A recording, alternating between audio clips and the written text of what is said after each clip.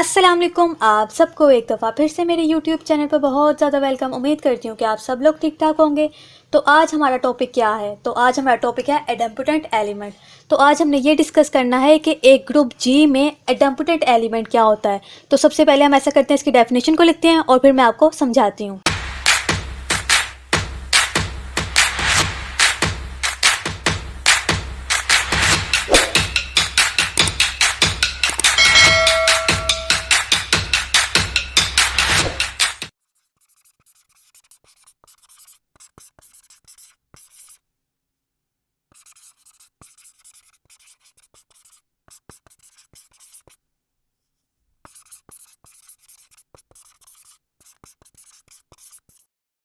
तो यहाँ पर मैंने एडम्पोटेंट एलिमेंट की डेफिनेशन जो है वो लिख दी है। तो चलें अब इसको रीड करते हैं।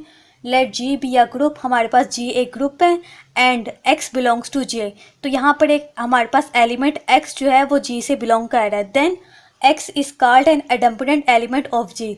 देन हम एक्स को कब कहेंगे कि वो जी का एडम्पोटेंट एलिमेंट है? इफ़ अगर हम x का स्केयर लें तो दोबारा अगर हमारे पास x आ जाए तो तब हम क्या कहेंगे, x जो है वो g का एडम्पोटेंट एलिमेंट है। तो इसका क्या मतलब हुआ कि अगर हम x का स्केयर भी ले लें तब भी हमारे पास क्या है, x आए। स्केयर लेने से कोई फ़र्क ना पड़े। तो अगर हम यहाँ पर कोई नंबर देखें तो यहाँ पर अगर हम 2 ले लें, 2 के ऊपर स्केयर ले लेते हैं तो हमारे पास क्या आ जाएगा, 4 आ जाएगा। इसी तरह अगर हम 3 के ऊपर स्केयर ले लेते हैं तो यहाँ पर हमारे पास क्या आ जाएगा, 9 आ जाएगा। इसी तरह अगर हम सोन चलते जाएं और 9 के ऊपर स्केयर ले लें तो हमारे पास क्या आ जाएगा, 81 आ जाएगा।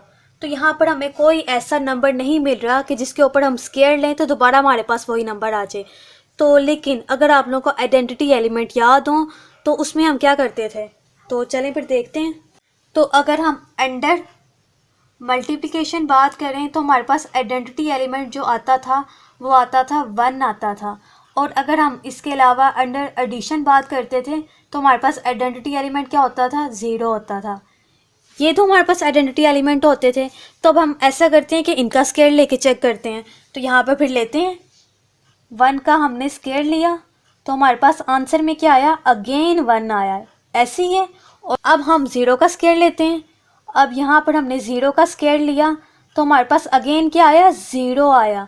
तो इससे हमें फिर क्या पता चला कि ग्रुप में जो भी एडम्पोटेंट एलिमेंट होता है वो हमारे पास क्या होता है, आइडेंटिटी एलिमेंट होता है। तो उम्मीद करती हूँ कि आपको डेफिनेशन अच्छी तरह से समझ आ गई होगी।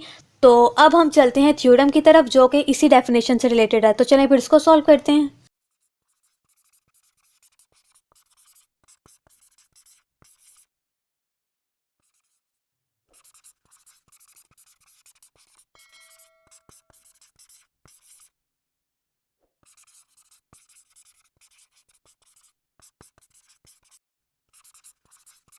यहाँ पर मैंने थ्योरम की स्टेटमेंट लिख दी है। तो चलें फिर इसको रेड करते हैं।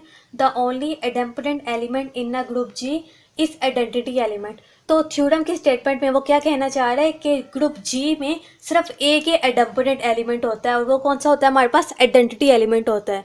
तो लास्ट डेफिनेशन में हम सब कुछ पढ़ चुके हैं। तो अब चलें फिर वही चीज़ को हम प्रूव करते हैं कि ग्रुप में सिर्फ और सिर्फ एक एडम्पोटेंट एलिमेंट होता है और वो कौन सा होता है, आइडेंटिटी एलिमेंट होता है। तो चलें फिर इस बात को प्रूव करते हैं।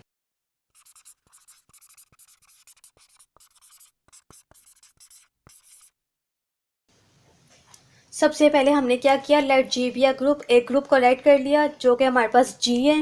एंड देन हम क्या करेंगे,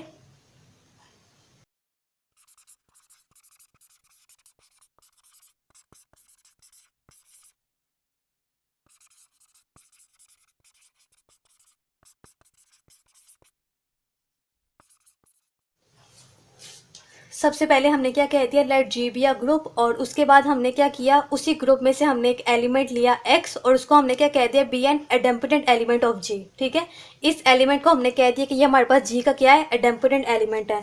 तो then by definition of idempotent element,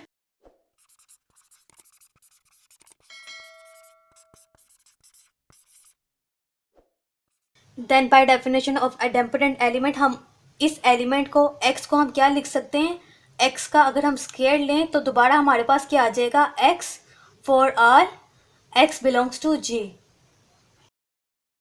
तो मैं स्टेप दोबारा से रिपीट करती हूँ। सबसे पहले हमने एक ग्रुप लिया, उसको हमने जी का नाम दे दिया। उसके बाद हमने उस ग्रुप में से एक एलिमेंट लिया एक्स, और उसको हमने क्या कह दिया, बी एन एडेम्पोटेंट एलिमेंट ऑफ जी।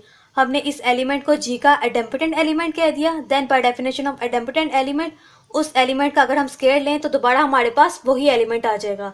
तो चलें फिर आगे हम करते हैं।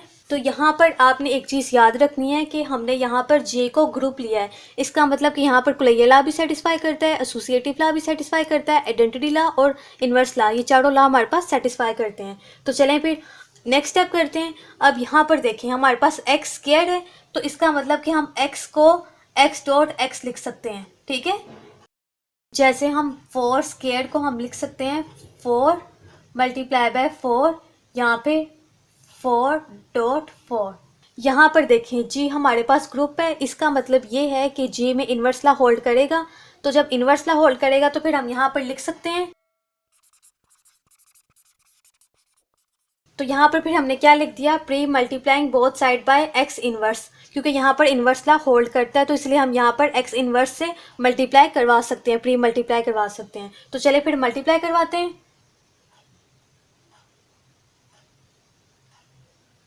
तो यहाँ पर हमने एक्स इन्वर्स से मल्टीप्लाई करवाया और यहाँ पर हमने एक्स इन्वर्स से मल्टीप्लाई करवाया।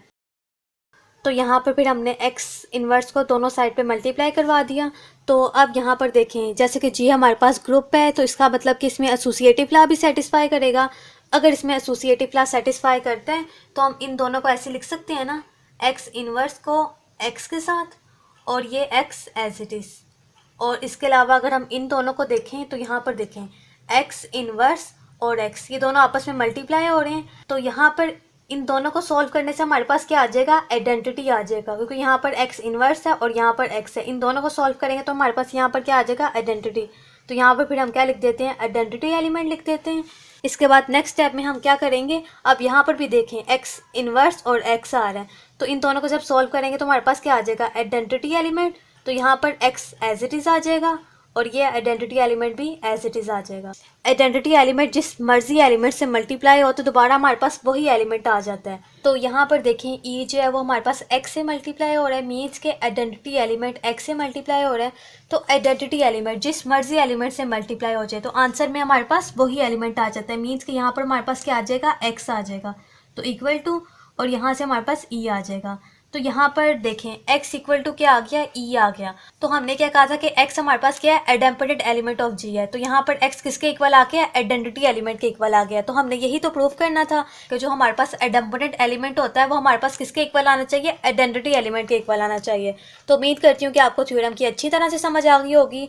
तो ये मेरा आज का लेक्चर था। अगर आप लोगों को मेरा आज का लेक्चर अच्छा लगा है तो लास्ट में मेरी वीडियो को लाइक कीजिएगा, और अगर आप लोगों को कोई क्वेश्चन है इस थ्योरम से रिलेटेड या डेफिनेशन से रिलेटेड तो आप मुझसे कमेंट सेक्शन में पूछ सकते हैं। और मेरे चैनल को सब्सक्राइब करना नहीं भूलिएगा अगर आप लोग सब्सक्राइबर नहीं हैं। तो आज के लिए बस इतना ही। तो मैं मिलूँगी आपसे अगली वीडियो में, तब तक के लिए अल्लाह हाफिज़।